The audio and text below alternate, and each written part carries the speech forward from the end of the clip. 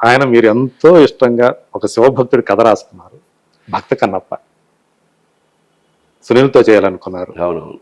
So సంభవం ఏదో కారణాల చేత మీ దగ్గర నుంచి మోహన్ బాబు గారు కొనుక్కున్నారు, మీరు ఇచ్చేశారు. ఈ రోజు అది ఒక పాన్ ఇండియా లెవెల్లో చేస్తున్నారు. మంచు విష్ణు 100 కోట్ల పైనే అంటున్నారు. ఒక ప్రభాస్ చేస్తున్నాడు అని వింటున్నాం, ఒక మోహన్ లాల్ చేయబోతున్నాడు అంటున్నాం, శివరాజ్ కుమార్ చేయబోతున్నాడు. ఇంత పెద్ద ప్రాజెక్టుగా అది రాబోతా ఉంది.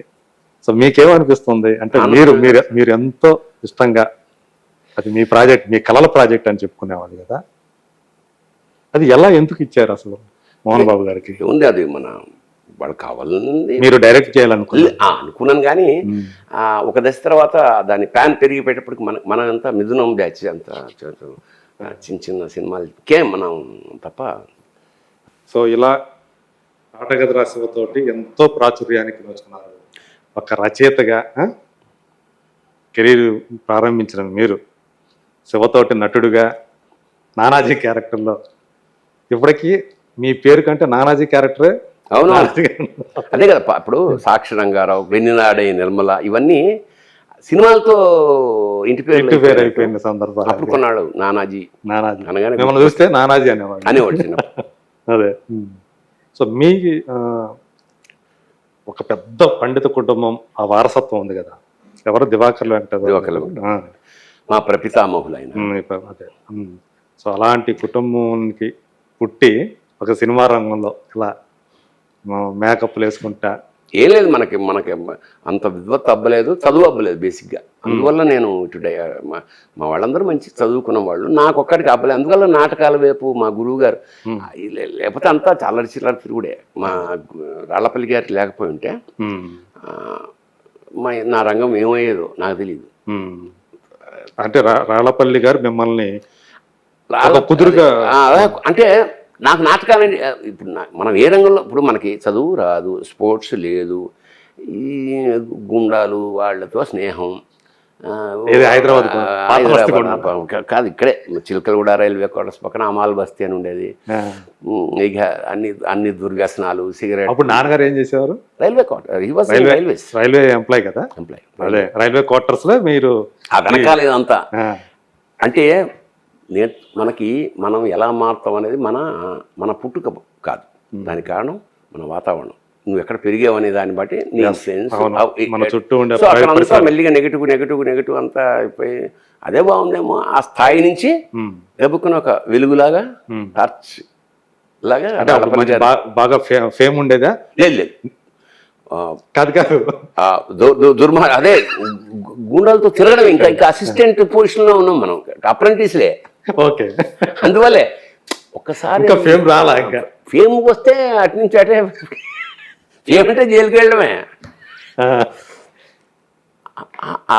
అంటే అప్రెంటిస్ ఎప్పుడైనా ఒకటే, నెగిటివ్నెస్ ఈజీగా ఆకర్షిస్తుంది, తేలిక. చాలా ఏం లేదు.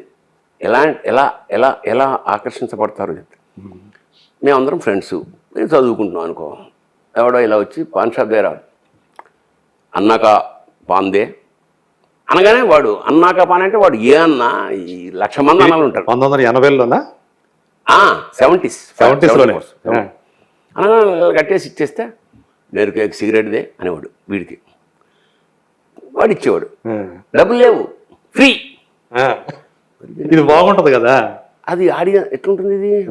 వాడు ఇలా వచ్చి అన్నాగా పాందే, నేను సిగరెట్ది అంటే ఏం మాట్లాడి కిక్కురు మనకుండా ఇచ్చేసి చాలా నమస్కారం పెట్టి వెళ్ళిపోతుంటే, మాకు ఇదేమో మనమేమో డబ్బులు కావాలంటే మనం పెట్టాలి, వాడు ఉండవే అంటాడు, ఇదేమో గౌరవం.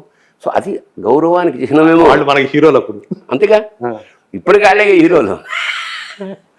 తమ్ముడు మంచివాడు పోలేదు, కిరాతకుడు, దుర్మార్గుడు, నీచుడు, ఇదే కదా నెగిటివ్ ఎలిమెంట్. సరే అల్టిమేట్గా ఏ సినిమాలో అయినా కిరాతకుడు ఉత్తముడుగా మారుతున్నాను, అది వేరే విషయం. ఈ ఎలిమెంట్స్ని ఇవి ప్రొవోక్ చేసాయి. సో ఇలాంటి దశలో ఎట్లు ఫ్లక్చుయేషన్ ఏజ్ కదా, 20 అంటే 20 మంచి టీనేజ్. అంటే టీనేజ్ కొంచెం ఎట్లా వెళ్దామని తెలియదు. అప్పుడు నాకు లక్కీగా ఈయన పరిచయం అవడం. ఈయన పరిచయం కావడం నా కాలేజీలో ఏంటో నాటకాలు, అప్పుడప్పుడు హరికథలు వింటూ ఉండేవాడు. నాకు హరికథలు అంటే చాలా ఇష్టం. ఇమిటేట్ చేస్తుండే. ఆ కుటుంబంలో అట్లా కాదు. ఉంది కదా ఇది. సికింద్రాబాద్లో మా పక్కన మురళీ మందిర్ అని ఉండేది. హరికథ వింటుండే. అసలు ఏమిటి ఆశ్చర్యపోతుండేవంటే ఒక్కడే మొత్తం రామాయణం మొత్తం భారతంలో అన్ని పాత్రలు ఈయన వేసేసి చేసేస్తున్నాడు ఎట్లా అని ఆశ్చర్యం. ఎట్లా సాధ్యం? అది వచ్చి నేను ఇమిటేట్ చేస్తూ చిడతలు గిడతలు పెట్టుకుని నువ్వు బొట్టు పెట్టుకుని పంచ కట్టుకుని. సో అది ఆకర్షించడం అనేది మీకు ఒక ప్లస్ పాయింట్ అయింది అక్కడ. అది అంతేగా.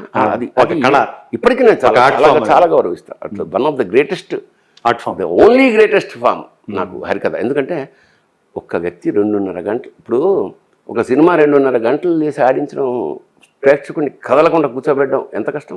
అవును, ఇన్ని కోట్లు పెడితే ఎన్నో పాత్రలు ఉంటాయి. అక్కడేముంది, ఓ దండ, ఓ చిడతలు, ఓ మృదంగం, వైలిన్, అంతే.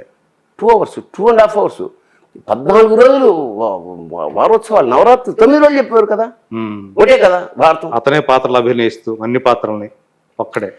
అతనే కృష్ణుడు, అతనే అర్జునుడు, అతనే గుర్రం. అవును, సకిలింపులు కూడా అతనే చేస్తాడు, సకిలిస్తాడు. ఇట్లా ఏమిటి ఇది, ఈ మాయ ఏమిటి అసలు. ఆ తర్వాత ఓ వండర్ఫుల్ ఇస్తున్నా. అది నేను ఇమిటేట్ చేసి ఇంటికి వచ్చి మా పిల్లలని కూర్చోబెట్టి నేను ఆకుల దండ ఒకటి వేసుకుని ఇది ఉందన్నమాట. అంటే కళల పట్ల ఉన్న ఇష్టం అయితే అండర్ కరెంటే ఉంది, కానీ ఈ పైది కమ్మేసింది. ఈ క్రమంలో నా స్కూల్కి వెళ్ళి కాలేజీకి వెళ్ళాం. ఏంట్రా నాటకం అప్పుడంటే కాలేజీ రోజుల్లో 70s అయితే ఆది విష్ణు నాటకాలు లేదా జంజాల గారి నాటకాలు, అన్ని కామెడీ, నాటు ఆది విష్ణు గారి నాటకం. కాకపోతే రెండిట్లో స్త్రీ పాత్రలు. మనకు స్త్రీలు ఎక్కడ ఉన్నారు, మేము మొత్తం కాలేజీలోనే 2 ఉండేవారు. ఒక అమ్మాయి తలదించుకునేది, ఒక అమ్మాయి ప్రొడ్యూసర్ మన ప్రిన్సిపల్ కూతురు. ఎవరిని చూడడానికి లేదు, నేను తలదించుకుని ఆడాల్సిందే. ఇక్కడ ఆడపిల్లని తీసుకొచ్చి డబ్బులు ఇచ్చి యాక్ట్ చేయించేంత సీన్ లేదు మాకు అక్కడ. అందరం మాకు ఎక్స్పర్ట్లు ఏవైతే ఉన్నారో వాళ్ళకి బాగా డబ్బులు ఉన్నవాళ్ళు, వాళ్ళు మూదంగా మ్యూజిక్ గీజిక్ పెట్టుకున్నారు. ఊరి వినం ఇదేంటి. అప్పుడే మా నాన్నగారు రిటైర్ అయ్యి మేము రైల్వే క్వార్టర్స్ నుంచి అద్దె ఇంట్లోకి ప్రవేశించాం. ఆ పీరియడ్లో ఖాళీ చేయాల్సి వచ్చింది. క్వార్టర్స్ అంటే చాలా విశాలంగా, ఫ్రీ కరెంటు, ఫ్రీ వాటర్, అన్నీ ఫ్రీ. పెద్ద ఓ 10 మంది ఉండొచ్చు, అంత విశాలం. అది మీకు ఒక వైభోగం. అక్కడి నుంచి కట్ చేస్తే అక్కడ మేకులు కొట్టద్దు, ఫ్యాన్ ఎందుకు తిరుగుతుంది, లైట్ ఈఎంఐ ఇదేంటిది, అక్కడి నుంచి సడన్ షిఫ్ట్. ఇవన్నీ కొంచెం బాధగా, ఆ స్క్రిప్ట్ అన్ని చెక్ చేసి లేదరా ఇంక మనమే రాద్దాం అని నా ఎక్స్పీరియన్స్లు ఏవైతే ఉన్నాయో అద్దె కొంప ఆయన నాటకం రాశాడు. ఓ సూపర్ రైతు బ్రహ్మాండం. ఎందుకంటే అన్నీ అందరికి తెలిసిన ఇన్సిడెంట్లే. రాత్రి లేట్గా ఎందుకు వచ్చావు, ఇవన్నీ ఉంటాయి కదా. రాస్తే వాళ్ళ నాటకం వేశారు, మా నాటకం అసలు దద్దరిల్లిపోయింది థియేటర్. ఫస్ట్ టైం రచన, first time direction, first time acting. College Sanghi college of commerce Tarnaka. Okay. అందులో ఎన్ని మైనస్లు. మళ్ళీ రాధాకృష్ణ కాళిదాస్ అని ఒకడు ఉండేవాడు. జనరల్గా స్టూడెంట్స్ కదా అల్లరు, ఏమరా కాళిదాస్ ఏం జబర్దస్త్ అమ్మ ఆడు నాటకం మానేసి ఇంకో కిందికి దిగినా అంటే మంచిగా ఉండదు. అంటే మేము నాటకం ఇలా సినిమాలో చూపించినట్టేనా? సినిమా నాటకం ఆపేసాడు, తిడుతున్నాడు. వచ్చు నీ అమ్మ, మరి నాయన నీదండం. మళ్ళీ మొదలెట్టాం. డిస్క్వాలిఫై యాక్చువల్గా అయితే. అయినా ఆ హిలేరియస్ వల్ల వాళ్ళు ఉత్తమ ప్రదర్శన మాకు. అంటే అది కూడా యాక్టింగ్లో బాగా అనుకున్నారు చూసేవాళ్ళు. ఫస్ట్ హోల్ థియేటర్ రద్దరిల్లిపోవడం అనేది ఎంజాయ్ చేశారు కదా మాకు ఉత్తములు. ఇక అది పట్టుకున్నది అంతే.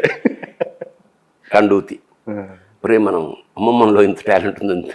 నెక్స్ట్ నవీన్ కళా మందిర్ రోజు సాయంత్రం వాడు కూర్చోవడం. అందులో సిటిఎఫ్ అని కాంట్రిబ్యూటరీ టీ ఫండ్, ఎవడి జేబులోంచి ఎంత ఉంటే అంత వేస్తే అన్నింటిలో చాయ్ తాగి ఏం చేద్దాం, నాటకాలు ఎట్లేద్దాం, గల్లీ. సరే దీన్ని అసలు సంస్థ ఓపెన్ చేద్దామని ఇక్కడ ఎవరు నాటకాలు వాళ్ళు, ఆర్వి నరసింహారావు అని ఒక ఆయన ఉన్నాడు, నాటకాలు సాంగ్ అండ్ డ్రామా డివిజన్లో పనిచేస్తాడు. ఆయన ఇంటికి అప్పుడు పెళ్ళి 14వ రోజు ఆయనకి. చెప్పండి అమ్మా సార్, మేము ఇట్లా నాటక ఒక సంస్థ పెడుతున్నాం సార్, మీరు చీఫ్ గెస్ట్గా రావాలి. వస్తాను. వచ్చాడు, చూశాడు, బాగుంది. ఇక మా నాటకాలు ఎక్కడ, 8 నంబర్ గల్లీలో వినాయక చవితి పండుగలు, నవరాత్రులు వేసేవాళ్ళం. ఎవరిడే 20 రూపాయలు 15 రూపాయలు మా పేమెంట్. ఓకే. అప్పుడప్పుడు రోజుకి వెళ్ళి రాజగోపాల్ గారిని నమస్కారం పెట్టి మరి ఈ చేస్తుంటే నాన్నగారు ఏమన్నా వాళ్ళు గెంటేశారు. ఏమో తర్వాత చెప్తా. మీ అప్రెంటిస్షిప్ బ్యాక్ సో కట్ చేస్తే ఈయన ఇది ఆయన దృష్టిలో పడింది, రాళ్ళపల్లి గారి దృష్టిలో. మేము నాటకాలు వేస్తున్నామని మాకు తెలుసు ఆయనకి, కానీ మమ్మల్ని పిలవట్లేదు పెద్ద నాటకాలు. మేము ఎంతసేపు గల్లీలో వేసుకుంటున్నాం. ఇంక మాకు కోపం వచ్చి ఇంకా మేము వెళ్ళం మానేసి మేమే గల్లీలో వేసుకుంటున్నాం. ఇంకా అప్పుడు ఏదో సందర్భం పిలిస్తే మా తపన చూసేనా ముగింపు లేని కదా నాటకంలో ఇచ్చాడు వేషం. అక్కడి నుంచి మెయిన్ స్ట్రీమ్లోకి వచ్చాం. ఈ గల్లీలోంచి కొంచెం మెయిన్ స్ట్రీమ్.